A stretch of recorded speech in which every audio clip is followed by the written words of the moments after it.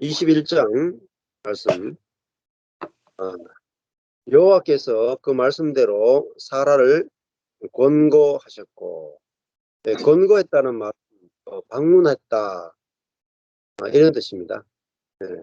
사라를 방문하셨고 여호와께서 그 말씀대로 사라에게 행하셨으므로 사라가 잉태하고 하나님의 말씀하신 기한에 미쳐 늙은 아브라함에게 아들을 낳으니 아브라함의 그 낳은 아들 곧 사라가 자기에게 낳은 아들을 이름하여 이삭이라 하였다. 이렇게 돼 있죠. 여기 보면은 1절 2절 말씀 보면은 여호와께서 그 말씀하신 대로 사라를 방문하셨고 여호와께서 그 말씀대로 사라에게 행하셨으므로 여호와의 말씀하신 기한에 미쳐 아들을 낳았다.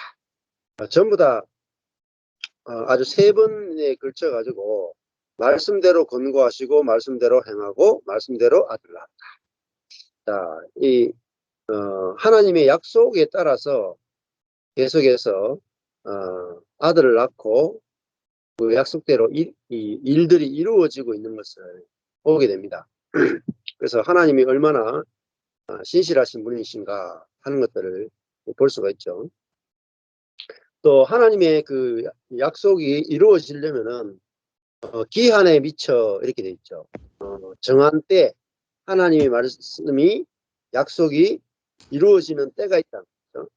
자, 하나님의 말씀하신 그 때가 언제냐면은 늙은 아브라함 100세죠. 사라도 90세. 그러니까 하나님의 약속이 이루어지는 때가 불가능한 때라. 우리는 뭐 어떤 일이 이루어지면 가능한 때에 우리가 뭔가 할 수 있을 때에 하나님의 일들이 이루어질 거라고 생각을 하거나 그렇게 이제 고대를 하게 되는데 진짜 하나님의 일은 인간이 불가능한 상황에서 이루어지는 것을 하나님의 일이다.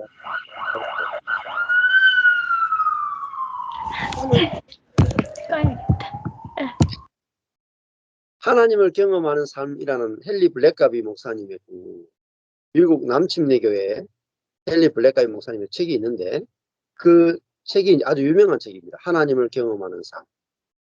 그 책을 너무너무 유명한 책인데 그 책에 보면은 그 책에 이제 뭐 굉장히 중요한 그 패러다임이 있어요. 선뜻 사람들 읽으면은 알기 힘든 건데 거기 보면은 하나님의 일은 하나님이 먼저 말씀하시고 하나님이 하나님의 사람에게 그 뜻을 알리시고 그리고 하나님이 하나님의 자원을 그 사람에게 공급하시고 하나님의 때에 하나님의 능력으로 그 일이 이루어지는 것이 하나님의 일이다. 이렇게 정리를 내려요. 그러니까 우리의 능력, 우리가 계획하고 기도하고 또 우리의 능력으로 할 수 있는 그런 일들은 하나님의 일이라고 보지를 않는 거죠. 예를 들어 가지고 우리가 뭐 열심히 전도해서 교회가 부흥한다거나 열심히 공부해서 좋은 대학교 간다거나 열심히 뭐 노력해서 건강해졌다거나 이런 것들은 하나님의 일에 이제 속하지 않는 거로 이야기를 하고 진짜 하나님이 행하시는 일은 인간의 생각이나 인간의 능력을 초월하는 진짜 하나님만이 하실 수 있는 일 그걸 이제 하나님의 일이다 이렇게 이야기하는데 자 그거를 진짜 하나님만 할 수 있는 일 그거를 하도록 우리를 도구로 부르셨다라는 거죠.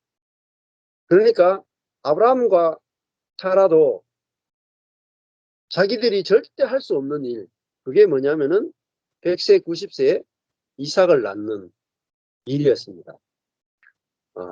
하나님이 이 일을 통해서 하나님이 어떻게 살아계시고 하나님 어떻게 일을 행하시는가를 아브라함의 생애를 통해서 보이신단 말이죠. 그러니까 아브라함과 사라의 생애는 사실은 이삭을 낳기 위한 생애입니다. 그의 인생의 전체를 통틀어 보면은 이삭이라고 하는 하나님의 아들, 하나님의 백성, 참 하나님의 백성을 낳기 위해서 그들의 인생 전체가 사용되어졌다라고 볼 수가 있죠. 그래서 또 우리도 마찬가지로 하나님만이 할 수 있는 하나님이 계획하신 일, 그 일을 하나님이 행하시도록 우리가 부름받았고 거기에 우리가 쓰임 받는다고 할 수 있겠죠. 그래서 우리가 이 일을 하는 게 참 중요합니다. 네. 자, 아브라함과 사라가 일생 동안 한 게 뭐냐면 이삭을 낳는 이 일이 가장 중요한 일이었어요. 그러니까 우리 보고 결혼해서 자식을 낳아야 된다 이런 뜻이 아니라 이삭을 낳는다 하는 것은 어떤 거냐면은 성령으로 열매를 맺는 거. 말하면 성령으로 열매를 맺는 거. 이게 바로 이삭을 낳는 거라고 했죠. 즉 우리가 예수 그리스도를 잉태해서 우리 뱃속에서 예수 그리스도의 생명이 자라서 10달을 지나서 예수 그리스도의 생명을 해산하는 삶. 이것이 우리의 인생이 존재하는 목적이다. 근데 그 예수 그리스도의 생명은 절대로 우리가 노력해서 만들어낼 수 있는 게 아니죠. 아브라함과 사라가 경수가 끊어지고 자기들의 몸이 죽은 것 같이 된 그 상태에서 오직 말씀대로 사라가 잉태했다 이렇게 말하잖아요. 사라가 잉태할 능력이 있어서 순종해서 잉태한 게 아니라 오직 100% 하나님의 은혜로 아들을 잉태하고 그 아들이 자라서 나왔는데 그 아들 이름이 이삭 웃음이었습니다. 이 이삭을 낳아야 진짜 웃게 되는 거죠. 이게 바로 하나님의 나라입니다. 하나님의 나라 이삭을 낳아야 진짜 은혜를 경험하게 되고 하나님의 은혜가 뭔가 알게 되는 거죠. 자, 우리도 그저 기도 응답 받고 이런 것이 중요한 게 아니라 우리 배 속에서 예수 그리스도를 해산하고 낳는 이 해산의 고통, 낳는 것을 위해서 부름받은 여자들이다. 그리스도의 신부란 말이다. 그래서 우주적으로 보면은 요한계시록에 보면 성도를 그리스도의 신부라고 말하잖아요. 그 신부라는 말은 그리스도와 혼인잔치를 통해서 그리스도의 생명을 받아서 그 생명을 내어놓는 그게 바로 신부죠. 그게 정말 영광스러운 신부잖아요. 그래서 우리는 나의 생명을 악한 것을 변화시켜서 선한 사람이 되는 그게 이제 성화 개념으로 우리가 보통 알고 있는데 그 성화를 위해서 부름받은 것이 아니라 우리 자신이 예수 그리스도의 생명을 받아서 그 예수 그리스도의 생명이 자라서 그 생명을 해산하는 자로 우리가 부름받은 거. 이게 진짜 진정한 성화라고 볼 수가 있습니다. 자, 이게 모든 사람이 사실은 이 사라로 부름을 받은 거죠. 그러니까 절대로 낳을 수 없는 아들을 낳는 이 삶으로 우리가 부름받았습니다. 근데 이거는 100% 은혜로 낳거든요. 그러니까 사라를 낳는 것이 어렵지만 또 어떻게 보면은 100% 은혜이기 때문에 누구나 다 낳을 수 있다라는 거예요. 누구나 은혜로 다 낳을 수 있는 거예요. 자, 그러면 이삭은 다른 말 하면은 예수 그리스도의 영을 말하는 거예요. 예수 그리스도의 영을 받아서 예수 그리스도의 영을 내놓는 거죠. 자, 그러면 성령이 결국은 이제 이 이삭이라고 할 수 있는데 그 이삭과 반대되는 것이 뭐냐면 이스마엘이죠. 이스마엘. 그래서 19절부터 보면은 아브라함의 아들 애굽 여인 하갈의 소생이 이삭을 희롱했다라는 말이 나오죠. 9절에 보면 그 이스마엘이잖아요. 애굽 여인 하갈의 소생은 이스마엘인데 이삭의 형이죠. 나이가 더 많죠. 능력 있고 지혜 있는 그 형인데 그 형은 아브라함의 힘으로 낳은 아들이잖아요. 아브라함의 생명과 하갈의 생명이 서로 연합되어서 낳은 아들이 이스마엘이잖아요. 즉 아브라함이 자기의 능력으로 하갈이 자기의 능력으로 낳을 수 있는 아들이 바로 이스마엘인 거죠. 자, 사람이 스스로의 능력으로 만들어낼 수 있는 것, 그것이 이스마엘입니다. 그러니까 오직 은혜가 아니라 인간의 능력으로 할 수 있는 것, 그걸 가지고 해산한 것. 그 낳기도 쉽죠. 그리고 능력도 있죠. 지혜도 있죠. 그런데 인간의 능력으로 해산한 것은 하나님의 나라가 될 수가 없다는 거예요. 자, 우리의 인생이 하나님의 나라가 되려면은 우리의 능력으로 만들어내는 것을 가지고는 절대 하나님 나라가 될 수가 없어요. 하나님 나라가 되려면은 오직 은혜로 주어진 것만이 하나님 나라가 됩니다. 왜 그러냐면은 우리의 노력이나 우리의 어떤 지혜나 우리의 열심으로 하게 되면은 인간의 능력이나 지혜나 열심 속에는 뭐가 들어있냐면은 뱀의 독이 들어있단 말이에요. 원죄가 들어있단 말이에요. 그래서 인간이 아무리 선하려고 노력해도 그 선함 밑에는 사단의 독이 들어있습니다. 그래서 나중에 되면은 하나님 나라가 아니라 세상 나라가 되고 마는 것입니다. 자, 우리가 그걸 보면은 알 수 있는 게 원래 그 마르크스주의, 공산주의가 생겨나게 될 때에 공산주의가 인간이 이 가난한 사람들이 인류 역사상 계속 가난한 사람들이 핍박을 받고 다수의 가난한 사람들이 소수의 권력자들에 의해서 지배를 당하고 착취를 당한 것이 인간의 역사다 이렇게 생각을 해요. 마르크스가. 그래서 이 마르크스는 왜 다수인 가난한 자들이 소수인 지배자에게 지배를 받아야 되는가. 그래서 인류 역사는 행복하지 못했다. 그래서 인류가 모든 사람이 행복하려면은 다수의 가난한 사람들이 소수의 권력 있는 사람을 쫓아내고 모든 사람이 평등한 세상을 만들면은 이 땅에 천국이 만들어진다. 이게 마르크스 레닌주의, 공산주의예요. 그러나 그 이론을 보면은 너무나 합리적이고 너무나 선해요. 그러니까 억울하게 착취받는 가난한 사람들이 자기의 권리를 스스로 되찾아서 모든 사람이 평등한 참 세상을 만들자. 그 이론으로 보면은 공산주의만큼 아름다운 이론이 없습니다. 인류 역사상 가장 아름다운 그 이론이 공산주의. 그런데 가장 마르틴 루터가 뭐라고 말했냐면은 가장 큰 악은 가장 큰 선에서 나온다. 인류 역사상 가장 악한 전쟁, 세계 1차 대전, 2차 대전, 대동아 전쟁, 이거 일본이 한국을 점령하고 또 중국과 또 대만까지 이 아시아를 점령하는 대동아 전쟁을 벌일 때도 아시아를 연합시키고 하나로 만들겠다라고 하는 굉장히 일본의 입장에서 보면은 너무너무 선한 것이었어요.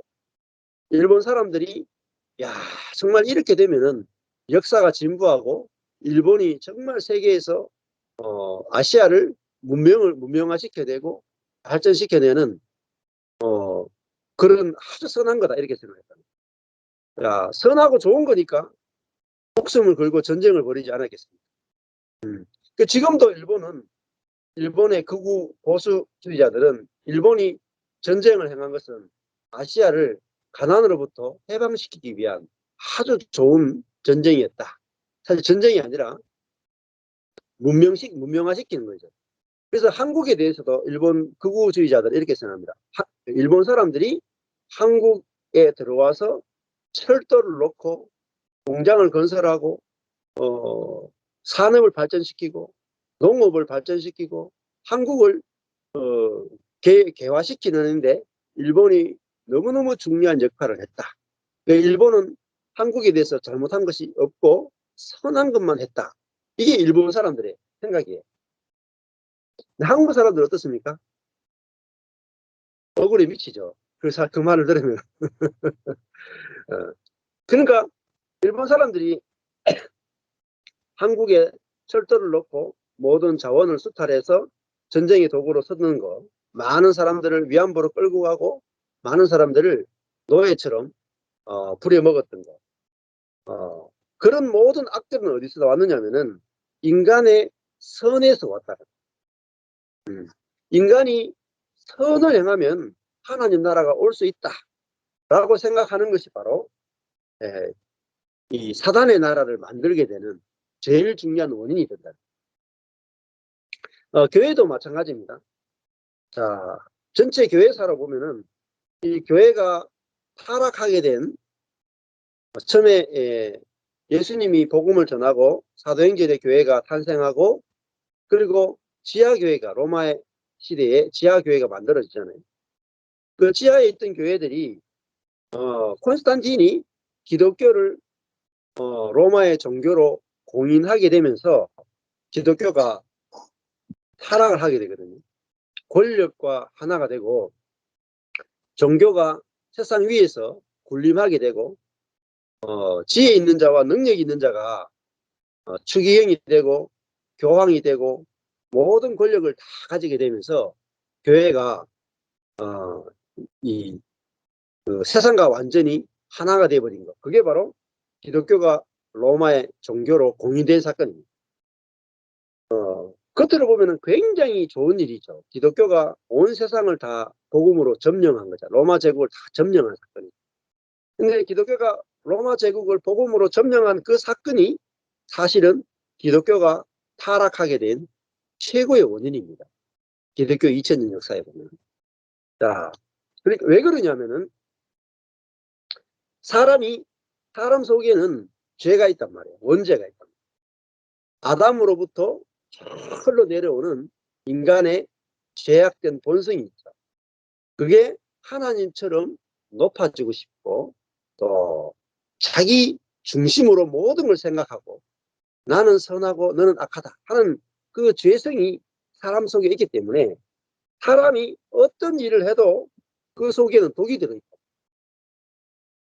그래서 오직 하나님의 100% 은혜로 이루어진 일 안에서만 뭐가 없느냐면 인간의 원죄, 죄성이 없는 겁니다.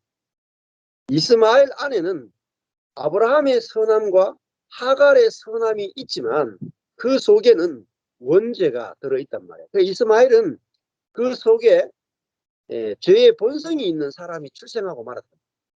아브라함이 아무리 노력해도 아무리 기도하고 아무리 금식하고 노력해도 낳은 아들은 이스마엘입니다. 그 종의 아들이잖아요. 종의 아들이 뭐냐면은 죄의 종노릇하는 자. 근데 이삭은 뭐냐면 자유하는 자의 아들이다. 사라가 종이 아니고 자유하는 주인이잖아요. 그러니까 주인의 아들, 즉 이걸 이제 갈라디아서에 가면 자유하는 자의 아들이라고 해요. 자유자. 그러니까 죄로부터 자유한 자. 우리가 죄로부터 정말 자유하려면은 100% 은혜로 살아가는 삶. 여기는 죄로부터 자유한 삶이 있다. 자, 그래서 우리가 100% 은혜로 이 이삭을 낳느냐, 아니면 우리의 노력으로 이스마엘을 낳느냐, 이거는 엄청나게 다른 겁니다. 그래 이삭을 통해서는 하나님의 나라, 야곱이 태어나고 12지파가 태어나고 하나님의 나라가 만들어지죠. 근데 이스마엘을 통해서는 세상 나라가 만들어지는 거예요. 네. 왜냐면은 우리의 힘으로 한 거, 우리의 선으로 한 것은 그 속에 내중심성이 들어있어요. 높아지고 싶은 거. 내가 했다. 내가 하나님의 나라를 만드는데 노력해서 헌신해서 이스마엘을 낳았습니다. 아브라함의 자랑과 또 하갈의 자랑이 들어가게 되는 거죠. 자, 그러니까 그 자랑이 들어가니까 어떤 일이 벌어지느냐. 그게 이제 그 창세기 21장이 나오는 거죠. 21장 9절에 가보면은 사라가 본즉 아브라함의 아들 애굽 여인 하갈의 소생이 이삭을 어떻게 돼요? 희롱하는지라 하니라. 희롱하는지. 예. 희롱하는 게 뭐죠? 예. 비웃는 거죠. 비웃는 거. 이삭을 비웃는 거. 이게 이삭이 원래 웃음이잖아요. 이츠 하크. 근데 이스마엘이 이삭을 희롱하다 하는데도 자하크 같은 거예요. 웃다, 비웃다 같은 단어를 썼답니다. 이스마엘이 이삭의 이름이 웃음이잖아요. 근데 이스마엘이 이삭을 보면서 하면서 이제 비웃었단 말이에요. 왜냐하면 자기보다 너무 어리잖아요. 그리고 능력도 없고 지혜도 없으니까 무시했단 말이에요. 그 열등감을 일으키고 수치심을 줬다. 그걸 같이 살 수 없는 거예요. 그러니까 이스마엘은 이삭을 보면서 뭐래요? 나이가 많고 능력 있고 지혜 있는 형이니까 동생을 보면서 선악을 아는 지식에 따라서 판단하고 정죄하고 자기가 높아져서 자기가 옳다 하고 이삭이 틀렸다 하는 거예요. 그러니까 이삭은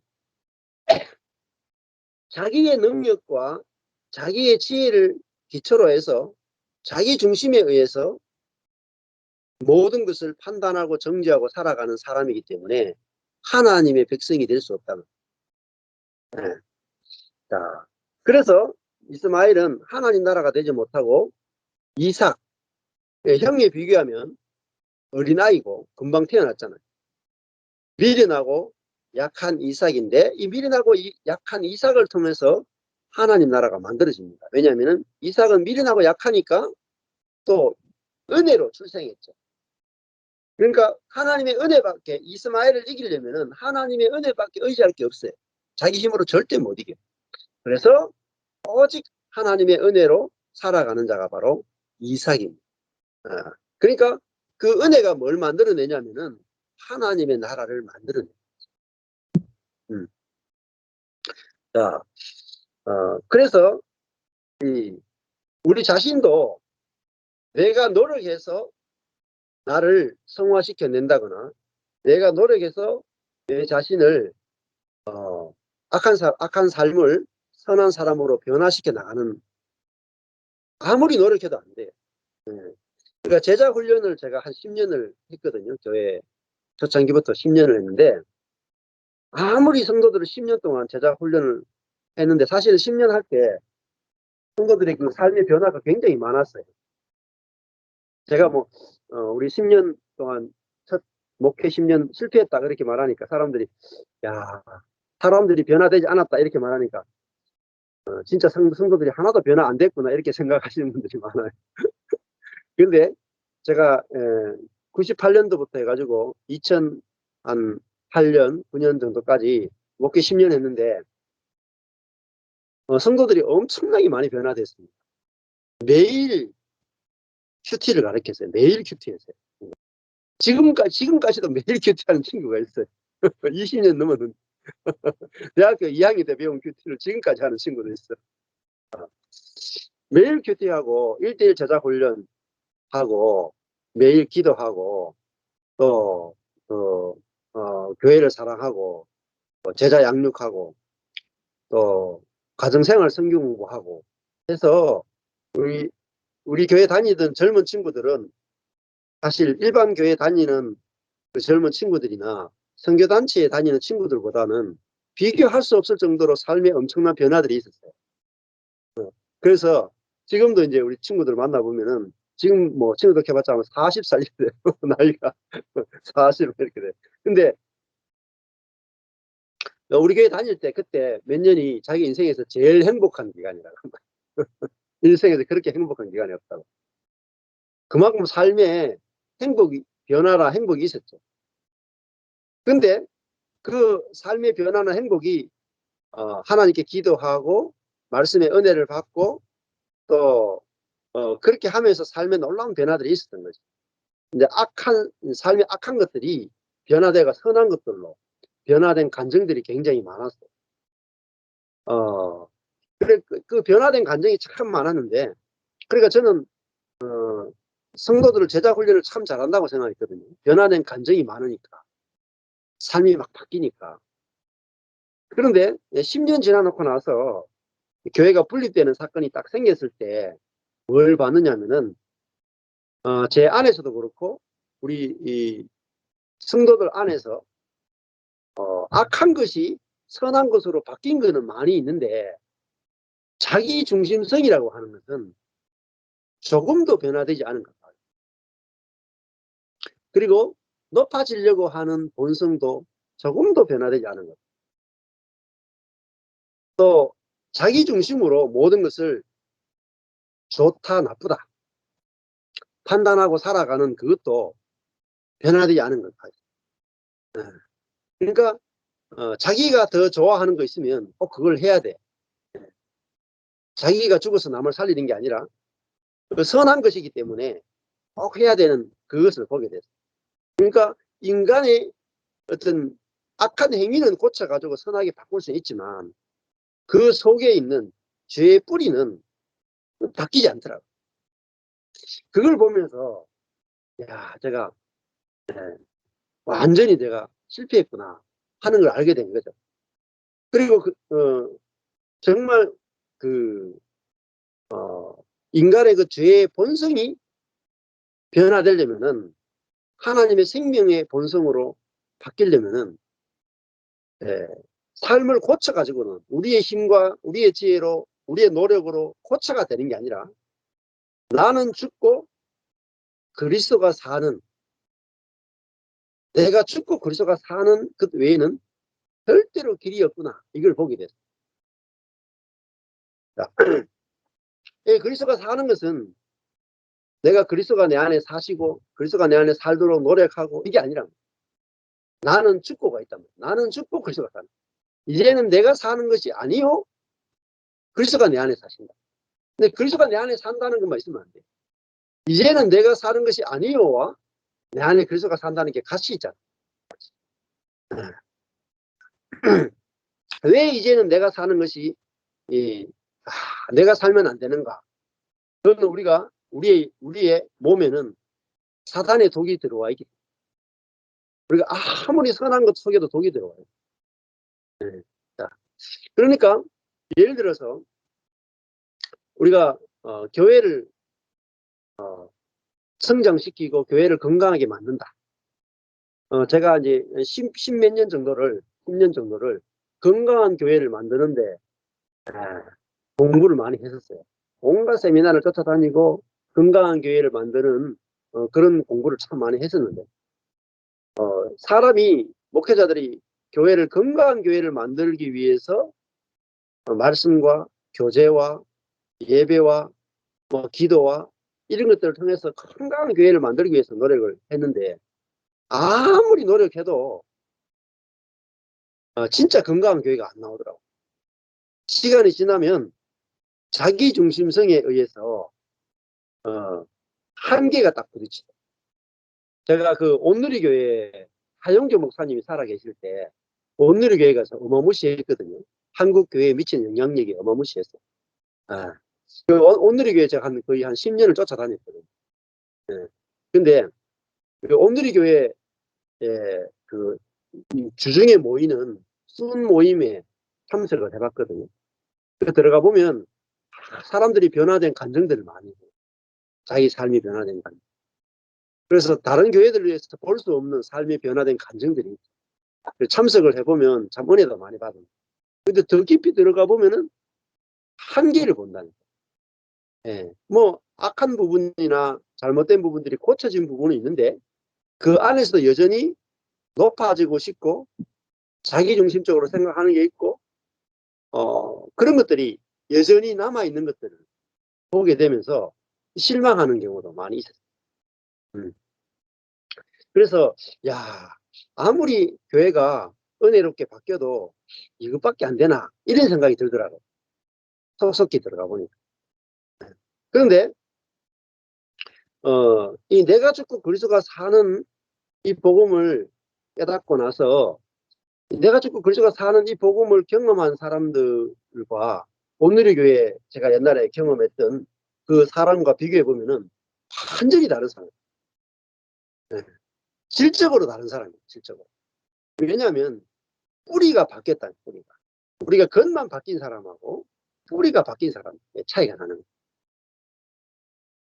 그래서 우리 삶에서 죄를 없애야 된다. 죄를 없애는 정도까지는 안 돼요. 어디까지 우리가 복음을 깊이 봐야 되냐면은 우리 자아를 봐야 돼. 자아. 우리 선한 자아 속에 뭐가 들어있냐면은 원죄가 들어있답니다. 높아지고 싶은 모든 것을 자기가 자기 중심으로 바라보는 것. 나는 옳고 남은 틀렸다고 하는 이게 들어있죠. 그래서 진짜 하나님 나라가 안 되는 거예요.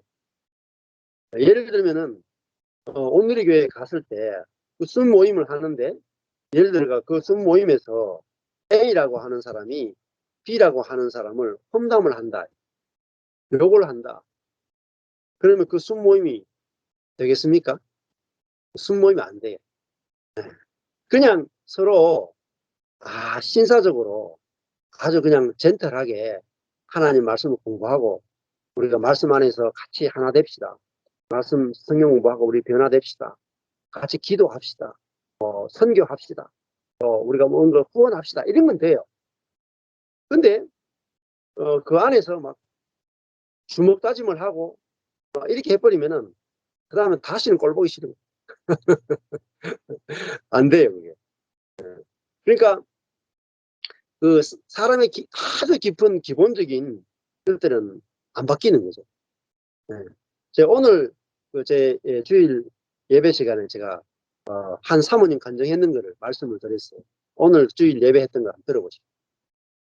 제가 한 5년 전에 만났던 사모님인데 이 사모님이 부모님이 이혼해가지고 고아처럼 살았어요. 동생들 9살부터 밥해 먹으면서 아주 너무너무 고생하면서 부모님의 이혼 때문에 정말 비참한 삶을 살게 됐어요.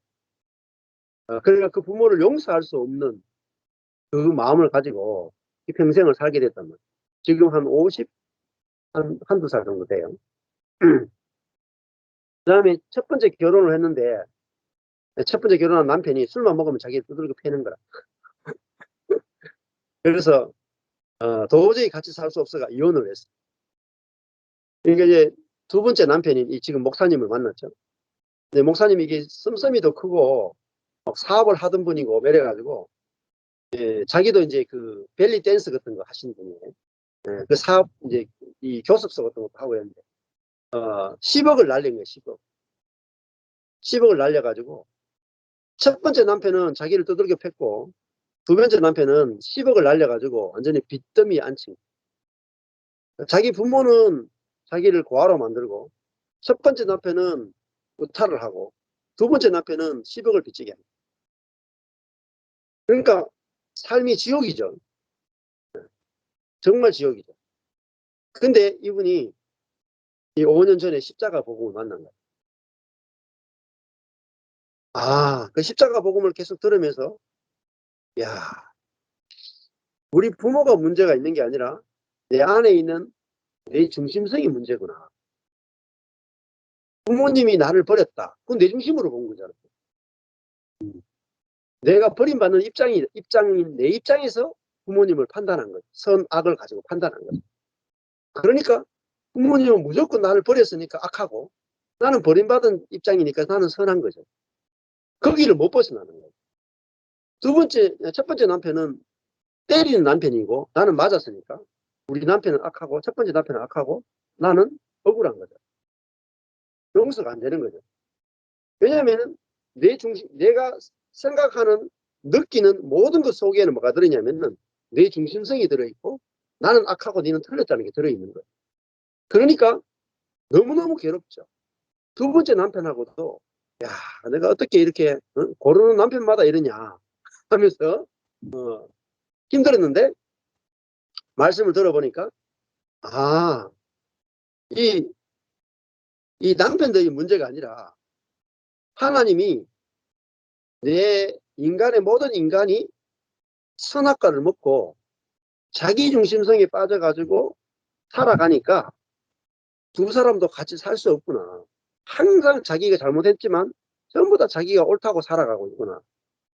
이것이 죄로 보여야 네? 상처도 없어지고 우리 안에 자기 중심이 아니라 상대방 중심, 하나님 중심. 그리고 그렇게 돼야 선악을 판단하는 것들이 없어지는구나. 내 중심성이 없어져야 선악을 판단하는 게 없어지는구나. 이걸 깨닫게 됩니다. 또 그런 사람을 만나게 되니까 5년 만에 사람이 완전히 변형이 돼버려요. 그래서 뭐라고 고백하냐면은 야, 부모님이 나를 낳아주신 것만으로 부모님은 할 일을 다 했습니다. 그러니까 자기가 들은 말씀이 뭐냐면은 부모는 낳아주는 것만 해도 부모의 역할을 다 했다. 이 말씀을 들으니까 자기 속에 그 말씀이 떨어지니까 진짜 그 말씀이 자기 속에서 자라는 거예요. 그 전에 자기중심성이 지배받을 때는 부모는 낳아줄 뿐만 아니라 양육해줘야 된다 하는 것을 주장했는데 자기중심적으로 주장했는데 그게 내 중심이라는 것을 알게 된 거죠. 그러면서 그 말씀이 들어와서 자기 마음을 완전히 새로운 마음으로 만들어버려요. 예수 그리스도의 마음이 되게 한 거예요. 그래서 그 속에서 이스마엘만 나오던 분이었는데 그 속에서 이삭을 잉태해서 낳는 사람이 된 거예요. 그래서 부모님하고 그 헤어져가 살고 있는 엄마 아빠를 연락해서 만나가지고 뭐라고 말했냐면은 엄마 아빠 나를 낳아주신 것만 해도 제가 너무너무 감사합니다. 당신들이 이혼하고 나를 버리고 키우지 않고 상처를 준 거 그거 이야기 참 하라고 나를 낳아준 것만 해도 너무너무 감사합니다. 완전히 이타적인 존재로 바뀌어버립니다. 그러니까요 그 말을 들은 그 부모님이 늙으신 부모님이 뭐라고 말하냐면 나는 이제 죽어도 여한이 없다. 그 딸이 한 사람이 자기 속이 바뀌어버리니까 자기 속에 버림받은 상처가 다 사라져요. 부모에 대한 상처가 없어지는 거예요. 왜? 그 상처라고 하는 모든 것들은 자기 중심성에서 오는 거예요. 그게 사단에게 속았다는 거예요. 우리가 지금 생각하는 모든 것 속에 사단의 독이 들어있는 겁니다. 그래서 끊임없이 남을 정죄하거나 또 남에게 상처를 받는 모든 것들은 사단의 독 때문에 그렇다는 거예요. 그래서 우리가 사단을 이기지 않고는 우리 삶이 회복이 안 돼요. 그래서 사단이 우리를 어떻게 이 원죄를 가지고 우리를 망가뜨리는지를 봐야만 우리는 거기서 해방되고 자유롭게 되는 거예요. 그래서 또 두 남편 이야기까지 하는 거예요. 두 남편이.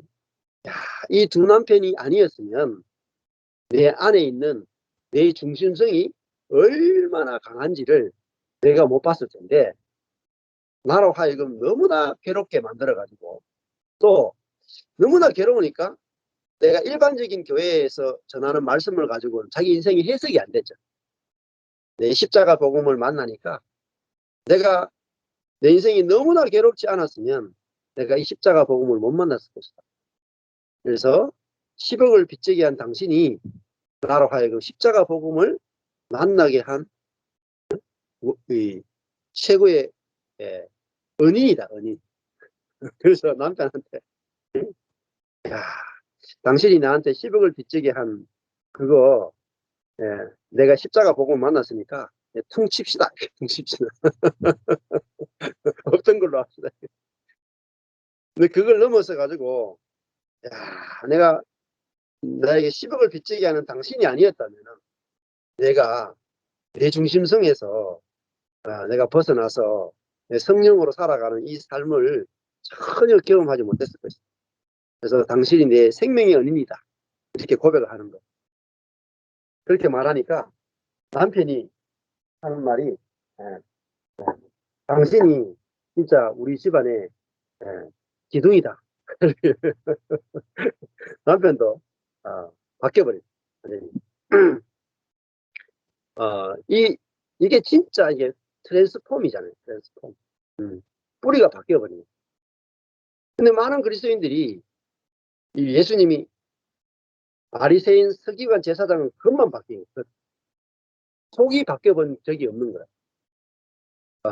이 속이 바뀌려면은 죽고 다시 나요. 그래서 십자가에서 내 중심적인 이 옛사람이 확실하게 드러나고 죽고 성령으로 다시 태어나야 성령의 본성으로 살게 되는 거예요. 그러면은 모든 것들이 너무너무 쉬워져요. 인생의 짐이 모든 것이 너무너무 가벼워요. 왜? 상대방 중심으로 저절로 생각하게 되죠. 상대방 중심적으로 느끼게 돼요. 상대방이 나에게 악을 행해도 상대방이 은혜가 보여. 완전히 사람이 달라져 버렸잖아요. 10억을 빚지게 한 사람 보고 당신이 내 생명의 은인입니다. 자기를 버린 부모를 보고 당신은 나를 준 것만 해도 나에게 너무너무 놀라운 은혜를 베풀어 줬습니다. 그게 뭡니까? 하나님 사랑, 이웃 사랑이 실제가 된 것입니다. 하나님의 사랑, 이웃 사랑이 실제가 되려면 우리가 거듭나야 돼. 그러니까 아브라함과 사라 속에서 이삭이 나왔다 하는 건 뭐냐면은 이타적인 하나님의 생명이 나왔다는 거예요. 우리 속에서 이타적인 하나님의 생명이 나오려면은 어떻게 되냐면 우리가 자기중심적인 그 생명이 끝나는 자리, 절망의 자리, 100세, 90세의 그 자리에서 이삭이 나온 거죠. 자, 우리도 여기 있는 분들도 다, 예, 제가 제가 여러분을 만났을 때, 야, 어떻게 이렇게 저주를 받았는가? 이런 생각이 들더라고요, 처음에. 야, 목회자 4년인데 어떻게 이렇게 저주가 많은가? 저도 목사인데 저주를 받아가 목회가 쫄딱 망했죠. 근데, 야, 그 저주가 하나님이 우리를 죽이시는 거야. 십자가에 죽이시는 거야. 우리의 능력과 우리의 지혜와 우리의 선함을 죽이시는 거야. 그래서 우리의 능력과 우리의 지혜로는 전혀 못 살게 하고 이제는 하나님의 은혜가 아니면은 도저히 살아갈 방법이 없는 사람을 만드는 거예요. 그게 하나님의 사랑입니다. 그러니까 내가 남편하고 사는데 아무리 노력해도 남편은 사랑이 안 돼. 도저히 이 남편하고 못 살겠어. 방법이 없어. 방법이 없어야 내가 죽어야 된다는 사실을 알겠어. 내가 남편하고 뭐 노력해서 뭔가 맞출 수 있다. 내가 좀 참을 수 있다. 내가 견딜 수 있다. 이러면요. 그 참을 수 있는 사람, 견딜 수 있는 사람, 노력할 수 있는 사람으로 살게 돼. 그러면요. 우리 속에 있는 죄악의 본성은요. 전혀 죽지를 않습니다. 거듭나지가 않아요. 근데 우리 자신이 옛사람이 죽고 새사람으로 완전히 거듭나려면은 내가 내 힘으로 할 수 없는 어떤 저주와 고난이 와야 거기서 우리 자신이 죽는 거예요. 우리의 능력이나 우리의 노력이나 우리의 선함이 죽고 하나님의 은혜만으로 살아가는 세계로 넘어가는 거예요. 그게 바로 아브라함의 100세와 사라의 90세. 그러니까 완전히 절망적인 그 자리에서 신기하게도 이삭이 태어나요. 그리고 그 이삭 한 사람을 통해서 야곱이 태어나고 야곱을 통해서 12아들이 태어나고 12아들을 통해서 하나님 나라가 만들어지죠. 이게 바로 구약의 역사에서 가장 중요한 내용입니다. 그래서 야, 저도 제 목회가 첫 번째 10년 정도는 진짜 열심히 노력했어요. 정말 미친 듯이 노력해요. 서울을 매주 왔다 갔다 할 정도니까요. 경산에서 서울 매주 왔다 갔다 하려면은 차로도 4시간, 가는데 3시간 반, 4시간 걸려. 오는데 4시간 걸려. 돈과 시간과 얼마나 많이 들겠어요. 가서 세미나 가면은 뭐 세미나 또 교재 사야 되지, 테이프 사야 되지. 돈이 수천만 원 깨지는 거예요. 돈도 없는 사람이. 그렇게 10년을 살았거든요. 근데 그때는 목회는 제가 저 자신을 악한 부분을 선한 부분으로 바꾸어내고 제 열심으로 기도하고 제가 열심히 노력하는데 하나님이 도와주시면 된다고 생각해요. 도와주시는 은혜로 된다고 생각해요. 도와주시는 은혜로 안 되더라고요. 네. 그러니까 내가 하나님의 도움을 받아서 사는 게 아니라 나는 진짜로 목회를 하나도 할 수 없는 자구나를 아는 것. 그게 바로 백세예요. 나는 목회가 절대로 불가능하구나. 나는 부부 생활이 절대적으로 불가능하구나. 나는 내 인생을 절대로 행복하게 만들 능력이 없는 사람이에요. 완전히 죽은 나이가 바로 제 목회 10년 딱 됐을 때 제가 딱 죽더라고요. 목회를 나는 할 수 없는 사람이에요. 능력이 하나도 없구나. 지혜가 하나도 없구나. 이제 방법이 없구나. 그걸 이제 딱 목회 10년 하고 깨달아요. 그러니까 그때 뭐가 딱 깨달아지냐면은 야, 목회는 내가 노력하는데 하나님 도와주시는 게 아니라 하나님이 100%다 하시는 거예요. 100%다 하시는 거예요. 결혼 생활도 내가 노력해서 맞추는 게 아니라 하나님이 100% 은혜로 결혼 생활이 가능하고 그걸 알게 된 거예요. 내 노력이 끝나는 자리에서 100% 하나님의 은혜가 알아지더라. 그러니까 이제는 내 능력도 보지 않게 되고 내 노력도 보지 않게 되고 오직 하나님의 은혜로 살아가는 법을 배운 거죠. 그래서 이제 지금까지 12년을 살아온 거예요. 근데 이게 엄청나게 은혜고 얼마나 평안한지 얼마나 기쁜지 또 사람을 만나는 것도 얼마나 달라지는지 진짜 참 은혜를 경험하게 된 거죠. 그래서 오늘 이 창세기 22장에 우리가 이스마엘 우리가 노력해서 낳은 것을 가지고 하나님께 드리는 인생으로 부름받은 것이 아니라 노력해서는 전혀 낳을 수 없는 그것을 100% 하나님의 은혜를 받아서 그 은혜로 낳은 것을 하나님께 드리는 인생으로 우리가 부름받았다는 거예요. 그러기 위해서 우리가 첫 번째 타임은 첫 번째 텀에서는 우리가 망하는 것이 필요했다. 예수님도 이 땅에 와서 첫 번째 단계는 십자가에 죽는 게 필요해요. 십자가에 죽는 것은 능력과 지혜가 완전히 죽는 자리가 십자가예요. 예수님의 능력과 지혜가 딱 죽으니까 어떻게 되세요? 부활이라고 하는 생이에요. 부활. 하나님의 일방적인 은혜가 부활입니다. 예수님이 딱 죽고 끝나니까 하나님이 예수를 부활시켜내버리고 그 부활한 예수를 제자들이 만났을 때 그들도 죽고 부활하는 일들이 일어나서 그들의 능력이 아니라 이제는 영으로 살아가는 사람이 다 된 거죠. 그러니까 우리 자아 속에 있는 죄가 더 이상 우리를 지배하지 못하게 됩니다. 자, 우리가 100% 은혜로 살게 되면 죄의 지배로부터 자유케 됩니다.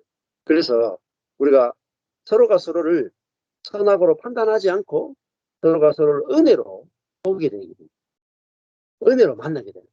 조금 전에 간증했던 그 사모님이 5년 만에 그 3대 원수들과 화목할 정도가 아니라 그 원수들을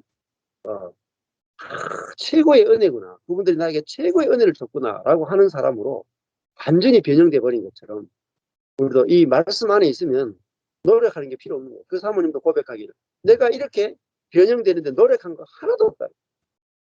내가 어떻게 이렇게 변형이 되냐. 말씀이 와서 나를 기경하고 말씀이 와서 나를 씻어내고 어느 순간에 보니까 내가 이렇게 변형이 돼 있고. 그래서 우리가 이 은혜의 복음, 십자가의 복음을 만난다는 것이 얼마나 우리 인생의 축복인가 하는 것입니다. 그래서 그걸 만나기 위해서 우리는 첫적새도 그렇게 울어야 되는가 보다. 우리 인생이 아픔이 있었고 썬나물을 먹어야 되는 그런 고통이 있고 광야를 지나야 되는 게 있었다. 그 광야를 통해서 우리는 죽고 다시 사는 복음 안으로 하나님 우리를 불러주신 것에 대해서 참 감사를 드립니다. 감사합니다. 오늘 여기까지 하겠습니다.